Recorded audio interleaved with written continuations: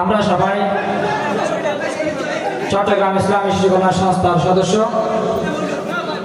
আমাদের সংগঠন প্রতিষ্ঠিত হয় 2017 সালে। 17 সালে আমরা মাহফিল প্রতিষ্ঠা করার পর সংগঠন প্রতিষ্ঠা করার পর ছোট্ট পরিসরে একটা মাহফিল করি, কেরাত মাহফিল। ওখান থেকে আমাদের ধারাবাহিকভাবে মাহফিলের কার্যক্রম শুরু হয়। অত্র এলাকার মধ্যে আমাদেরকে 95% মানুষ সহযোগিতা করলে 5% মানুষ বিরোধিতা করছে। ওই 95% মানুষের মাধ্যমে আমরা আমাদের সংগঠনকে এগিয়ে নিয়ে যেতে চাই।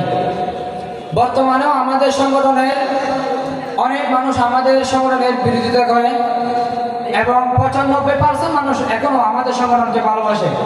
এই জন্যই গত বছর আলী হাসান ওসামা সাহেব আসছিলেন। এবছর আমরা আমাদের সংগঠনের একটা মূল লক্ষ্য ছিল, আমাদের সংগঠনের একটা স্বপ্ন ছিল, বাঁশখালীতে কুয়াকাটা হুজুরকে যখন দাঁড় করিবে আনতো আমরা মনে করতাম আমরা শিশু, আমরা কখন আনবো। আমরা ওগুলো পরোয়া না করে এখন আমরা আমাদের আশা পূরণ করার জন্য বাঁশখালীতে শিশু কল্যাণ সংস্থার ব্যানারে কুয়াকাটা হুজুরকে নিয়ে আসছি।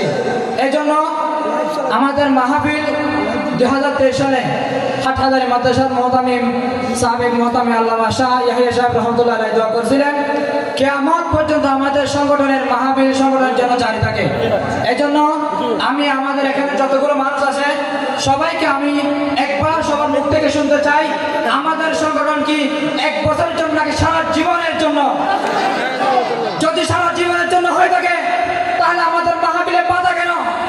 মাহফিলে বাধা দেয় হিন্দুদের গির্জায় বন্ধ করতে পারে না, বন্ধুদের গিয়াতে বন্ধ করতে পারে না, বেদাতীদের অনুষ্ঠান বন্ধ করতে পারে না। যদি আমাদের মাহফিল একজন হিন্দু এসে বাধা দিত তাহলে ভালো লাগতো, একজন বন্ধ এসে বাধা দিতে বলা হতো।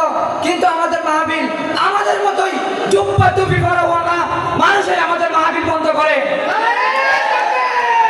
আমরা তো কার কাছে ভিক্ষুকের মতো চাই না, আমরা আমাদের মাহফিল করি আমাদের সংগঠনের মূলধন দিয়ে।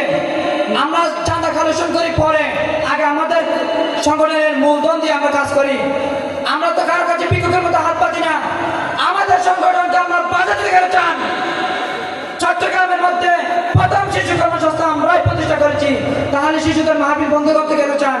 আমরা তো স্কুল থেকে মাদ্রাসায় আসছি, আপনাদের তো আমাদেরকে বরণ করে মাদ্রাসা শুরুতে যখন আসি আমাদেরকে আপনারা ভালোবেসে আমাদেরকে মাহফিল করতে উৎসাহ দিবেন। মাহফিল কেন বন্ধ করেন? যারা মাহফিল বন্ধ করেন সবগুলো মানুষ চারটে মুনাফিক। না হলে আমাদের মাহফিল বন্ধ করেন কেন? আপনারা মাজারের বন্ডামি বন্ধ করতে পারে না, সেই বাজারের বন্ডামি বন্ধ করতে পারে না, মাহফিল কেন বন্ধ করতে চান? আমি একটাই পরিষ্কার কথা বলতে চাই, আমাদের মাহফিল কেউ বন্ধ করতে পারবে না। আল্লাহ তাআলা কিয়ামত পর্যন্ত জারি রাখবে হুজুরদের দোয়ায় ইনশাআল্লাহ। আসসালামু আলাইকুম ওয়া রাহমাতুল্লাহ।